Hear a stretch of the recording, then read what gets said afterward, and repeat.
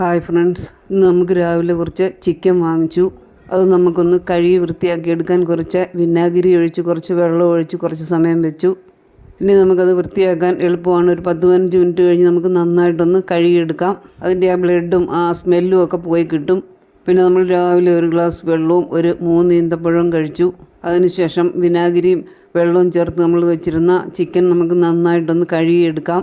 ലേശം വിനാഗിരി ഒഴിച്ച് വെച്ചാൽ നമുക്കിത് വൃത്തിയാക്കാൻ എളുപ്പമാണ്. അതിൻ്റെ ആ അഴുക്ക് സ്മെല്ലൊക്കെ പോയി പെട്ടെന്ന് തന്നെ നമുക്ക് വൃത്തിയാക്കി എടുക്കാം. പിന്നെ നമ്മളിൻ്റെ ഈ വെളുത്ത സാധനം ഈ വേസ്റ്റൊക്കെ നമുക്കൊന്ന് മുറിച്ച് മാറ്റി വൃത്തിയാക്കി എടുക്കാം. അങ്ങനെ നമ്മൾ കഴുകി നല്ല വൃത്തിയാക്കി വെള്ളം തോരാനായിട്ടൊരു പാത്രത്തിലേക്ക് വെക്കാം. ഈ ഒരു ചിക്കനിൽ ഇത്രയും വേസ്റ്റ് ഉണ്ടായിരുന്നു, അതെല്ലാം നമ്മൾ മാറ്റിക്കളഞ്ഞു.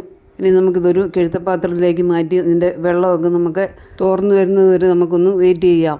അതിനുശേഷം അതിലേക്ക് നമുക്ക് കുറച്ച് മുളക് പൊടി, ഉപ്പ്, മഞ്ഞൾപ്പൊടിയും ചേർത്ത് ഒന്ന് മാഗ്നേറ്റ് ചെയ്ത് വെക്കാം.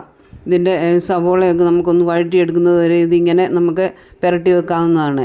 സാധാരണ നമ്മൾ ഇറച്ചിക്കറി വെക്കുന്നതിനേക്കാൾ ടേസ്റ്റ് ആയിരിക്കും ഇങ്ങനെ പുരട്ടി കുറച്ച് സമയം വെച്ചിരുന്നിട്ട് നമ്മൾ കറി വെച്ചാൽ. അങ്ങനെ നമ്മൾ മസാല പുരട്ടി മാറ്റി വെച്ച ചിക്കൻ ഒരു 10-15 മിനിറ്റ് ഒന്ന് റെസ്റ്റ് ചെയ്യാൻ നമ്മൾ മാറ്റി വെച്ചു. പിന്നെ നമ്മൾ ഉപ്പും വെള്ളം വെച്ച് നന്നായിട്ട് തിളപ്പിച്ചു. അതിലേക്ക് നമ്മളെ പത്തിരിക്കുള്ള പൊടി ഇട്ട് കൊടുത്തു.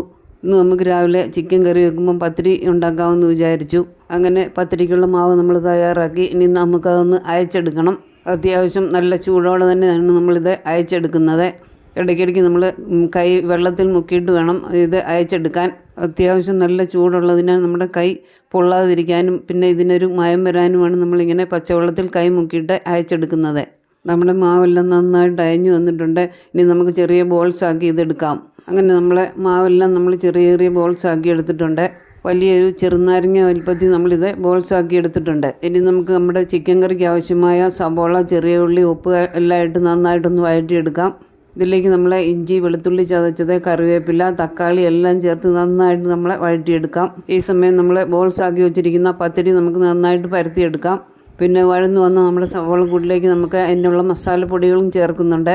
നമുക്ക് പത്തിരിക്ക് തയ്യാറാക്കി വെച്ചിരിക്കുന്ന മാവ് നമുക്ക് ഓരോന്നായി പരത്തിയെടുക്കാം. നമ്മുടെ പത്തിരി തീരെ നൈസായിട്ട് നമുക്ക് ഇതേപോലെ പരത്തിയെടുക്കാം. വഴന്നു വന്ന മസാലയിലേക്ക് നമുക്ക് മാഗ്നേറ്റ് ചെയ്ത് വെച്ചിരിക്കുന്ന നമ്മുടെ ചിക്കൻ കൂടി ചേർത്ത് നന്നായിട്ടൊന്ന് ഒന്നുകൂടി വഴറ്റാം. ഇത് വഴന്നു വരുമ്പോഴത്തേക്കും ആവശ്യത്തിനുള്ള തിളച്ച വെള്ളം കൂടി ചേർത്ത് നമുക്കിത് അടച്ചു വെച്ച് വേവിച്ചെടുക്കാം. ഇനി നമുക്ക് പരത്തി വെച്ചിരിക്കുന്ന പത്തിരി ഓരോന്നായി നമുക്ക് ചുട്ടെടുക്കാം. നമ്മുടെ ഈ പത്തിരി ചട്ടി നന്നായിട്ട് ചൂടായി വരുമ്പം ഓരോ പത്തിരി ഇട്ട് നമുക്ക് തിരിച്ചും മറിച്ചും ഇട്ട് നന്നായിട്ട് ചുട്ടെടുക്കാം.